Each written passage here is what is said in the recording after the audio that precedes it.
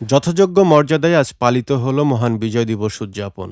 সূর্যোদয়ের সাথে সাথে রাজশাহীতে সকাল ৬টা ৪২ মিনিটে সকল সরকারি, আধা সরকারি, স্বায়ত্তশাসিত এবং বেসরকারি ভবনে জাতীয় পতাকা উত্তোলন করা হয়। জেলা পুলিশ লাইনসে ৩১ বার তোপধ্বনির মাধ্যমে দিবসের কার্যক্রম শুরু হয়। সূর্যোদয়ের সাথে সাথে জেলা প্রশাসকের কার্যালয়ে শহীদ স্মৃতিস্তম্ভে পুষ্পস্তবক অর্পণ করা হয়। সকাল ৯টায় মুক্তিযুদ্ধ স্মৃতি স্টেডিয়ামে জাতীয় পতাকা উত্তোলন করা হয়। দুপুরে মসজিদে বিশেষ মোনাজাত ও অন্যান্য উপাসনালয়ে সুবিধাজনক সময়ে প্রার্থনা করা হয়। নানা আয়োজনের মধ্য দিয়ে নাটোর জেলায় পালিত হয়েছে মহান বিজয় দিবস। শহীদদের স্মৃতিস্তম্ভে পুষ্পমাল্য অর্পণ, জাতীয় পতাকা উত্তোলন, দোয়া, মোনাজাত ও নানা আয়োজনে নাটোরের মহান বিজয় দিবস পালন করা হয়েছে।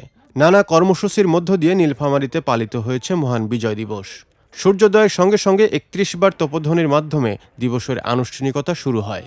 মুক্তিযোদ্ধা সংসদ, বিভিন্ন রাজনৈতিক দলসহ সরকারি ও বেসরকারি বিভিন্ন দপ্তর, সামাজিক ও সাংস্কৃতিক সংগঠনের পক্ষ থেকে শহীদদের স্মরণে পুষ্পমাল্য অর্পণ করা হয়। মহান বিজয় দিবস উপলক্ষে সারা দেশের মতো পার্বত্য জেলা খাগড়াছড়িতেও যথাযোগ্য মর্যাদা ও উৎসবমুখর পরিবেশে নানা কর্মসূচি পালিত হয়েছে। চেঙ্গি স্কয়ার সংলগ্ন বীর মুক্তিযোদ্ধা শহীদ ক্যাপ্টেন আফতাবুল কাদের স্মৃতিসৌধে ৩১ বার তোপধ্বনির মাধ্যমে দিবসটির সূচনা হয়।